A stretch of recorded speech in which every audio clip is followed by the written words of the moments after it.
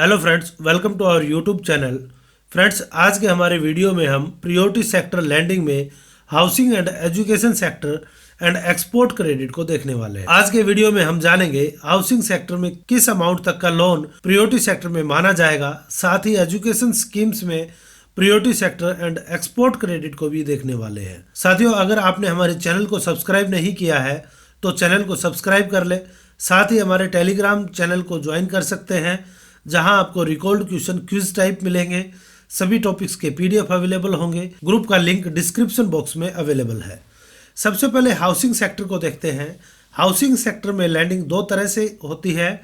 First, direct housing loan, जो direct किसी person को दिया जाएगा। सेकंड, इनडायरेक्ट हाउसिंग लोन, जिसमें किसी एजेंसी को लोन दिया जाएगा। अब वह एजेंसी आगे इस लोन को प्रोवाइड करेगी। हम दोनों को ही देखने वाले हैं।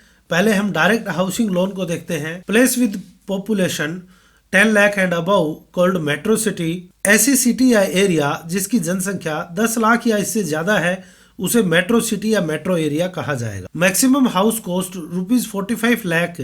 Maximum housing loan ₹35 lakh. Both condition should be fulfilled. Metro city में वहां लोन दिया जाएगा जहां हाउस कॉस्ट अधिकतम 45 लाख होगी। लोन अधिकतम 35 लाख दिया जा सकता है, यानी कि लोन 35 लाख दिया जा सकता है बशर्ते कि हाउस की कॉस्ट 45 लाख से ज्यादा ना हो। ऐसे लोन को प्रायोरिटी सेक्टर लोन माना जाएगा। Next, place with population less than 10 lakh. Maximum house cost ₹30 lakh. Maximum loan ₹25 lakh. Metro city के अलावा जहां पॉपुलेशन 10 लाख से कम होगी वहां का क्राइटेरिया अलग रहेगा। जहां जनसंख्या 10 लाख से कम है वहां अधिकतम 25 लाख का लोन दिया जा सकता है बशर्ते कि हाउस कॉस्ट 30 लाख से ज्यादा ना हो। मेट्रो या नॉन मेट्रो सिटीज में इन दोनों कंडीशंस का पूरा होना जरूरी है, यानी कि हाउस कॉस्ट भी ज्यादा ना हो दी गई लिमिट से और लोन अमाउंट भी दी गई लिमिट से ज्यादा ना हो। उन लोन्स को फिर प्रायोरिटी सेक्टर में माना जाएगा। नेक्स्ट हम देखते हैं रिपेयर ऑफ हाउस में क्या लिमिट होगी। Rural, semi urban and urban area maximum loan 6 lakh. Metro area maximum loan 10 lakh. Rural, semi urban and urban area में अधिकतम 6 लाख का लोन दिया जा सकता है।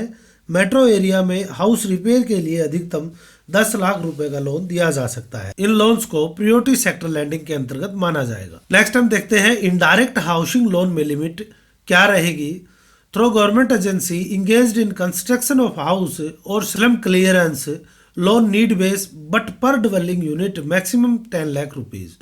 ऐसी गवर्नमेंट एजेंसीज जो हाउस के कंस्ट्रक्शन के वर्क में इंगेज हैं उन्हें लोन नीड बेस दिया जाएगा, लेकिन यहाँ पर डिवेलिंग यूनिट यानी कि हाउस कॉस्ट मैक्सिमम 10 लाख रुपए होनी चाहिए। Housing project for EWS LIG loan amount is need base but per dwelling unit cost maximum 10 lakh. Housing project में जो loan EWS economic weaker section LIG lower income group में दिए जाएंगे उनकी भी लिमिट नीड बेस रहेगी, लेकिन पर डिवेलिंग यूनिट यानी कि हाउस कॉस्ट 10 लाख रुपए होनी चाहिए। Next, NHB approved housing finance companies for on lending ₹20 lakh per borrower. National housing board द्वारा अप्रूव्ड हाउसिंग फाइनेंस कंपनीज को ऑन लैंडिंग के लिए 20 लाख पर बोरोवर लोन दिया जा सकता है। Total loan to HFC maximum 5% of priority sector loan of bank on going basis. Housing finance company को maximum 5% of priority sector loan दिया जा सकता है। Loan to staff member under staff loan scheme are not part of priority sector lending. Bank के staff members को दिए जाने वाले हाउसिंग लोन स्कीम के अंडर जो लोन्स दिए जाएंगे उनको प्रायोरिटी सेक्टर का पार्ट नहीं माना जाएगा। Loan under PM Awas Yojana, प्रधानमंत्री आवास योजना के अंतर्गत दिए जाने वाले लोन को प्रायोरिटी सेक्टर का पार्ट माना जाएगा। फ्रेंड्स, यहाँ हमने हाउसिंग सेक्टर में इनडायरेक्ट व डायरेक्ट लोन को कंप्लीट किया है। नेक्स्ट हम एजुकेशन लोन की लिमिट देखते हैं कि एजुकेशन लोन में कितने रुपए का लोन को प्रायोरिटी सेक्टर माना जाएगा। Maximum amount to be classify as priority sector 20 lakh. Earlier it was 10 lakh for education in India and 20 lakh for education in abroad. Education loan में प्रायोरिटी सेक्टर के लिए लिमिट मैक्सिमम लोन 20 लाख रुपए होगी।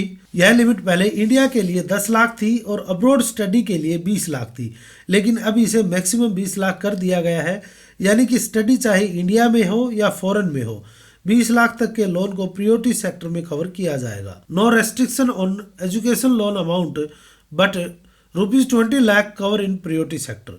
ऐसा नहीं है कि लोन 20 लाख तक ही दिया जाएगा, लोन कितने भी अमाउंट का दिया जा सकता है, लेकिन प्रायोरिटी सेक्टर में कवर सिर्फ 20 लाख रुपए तक के लोन को ही किया जाएगा। Education loan priority sector classification will continue till maturity. Education loan में जो प्रायोरिटी सेक्टर में क्लासिफाई किया गया है, इस क्लासिफिकेशन को कंटिन्यू मैच्योरिटी डेट तक माना जाएगा। फ्रेंड्स, नेक्स्ट हम एक्सपोर्ट क्रेडिट को देखते हैं। Target not applicable in RRBs. Export credit का टारगेट रीजनल रूरल बैंक पर अप्लीकेबल नहीं होता। Export credit under agriculture and MSME to be classified as PSL in respective category. अगर एग्रीकल्चर या एमएसएमई सेक्टर में एक्सपोर्ट क्रेडिट किया जाएगा तो इसे एग्रीकल्चर या एमएसएमई की कैटेगरी में ही क्लासिफाई किया जाएगा। Incremental export credit over corresponding date of preceding year up to 2% of ANBC और CEOBE whichever is higher. Incremental export credit के लिए target corresponding date of preceding year से देखा जाएगा, जो कि 2% ऑफ एएनबीसी और सीईओबीई होगा। इसके लिए कुछ कंडीशंस भी दी गई है। फर्स्ट है sanction limit of ₹40 crore, earlier it was 25 crore. Turnover condition of up to ₹100 crore is removed no. Sanction limit maximum 40 crore per borrower होनी चाहिए। यह लिमिट पहले 25 करोड़ थी, जिसे 22 सितंबर 2019 को चेंज कर दिया गया था। टर्नओवर कंडीशन को भी रिमूव कर दिया गया है, यानी हटा दिया गया है, जो पहले 100 करोड़ रुपए थी। नेक्स्ट, आप इस टेबल के जरिए एक्सपोर्ट क्रेडिट के टारगेट्स को देख सकते हैं। डोमेस्टिक कमर्शियल बैंक्स के लिए टारगेट 2% ऑफ एएनबीसी होगा, जिसमें पर बोरोवर लिमिट 40 करोड़ रहेगी। फॉरेन बैंक जिनकी 20 से ज़्यादा ब्रांच है, उनका टारगेट 2% ऑफ एएनबीसी रहेगा। फॉरेन बैंक जिनकी 20 से कम ब्रांचेज हैं, उनका टारगेट 32% ऑफ एएनबीसी होगा। फ्रेंड्स, इस वीडियो में हमने housing sector, education, export credit को देखा।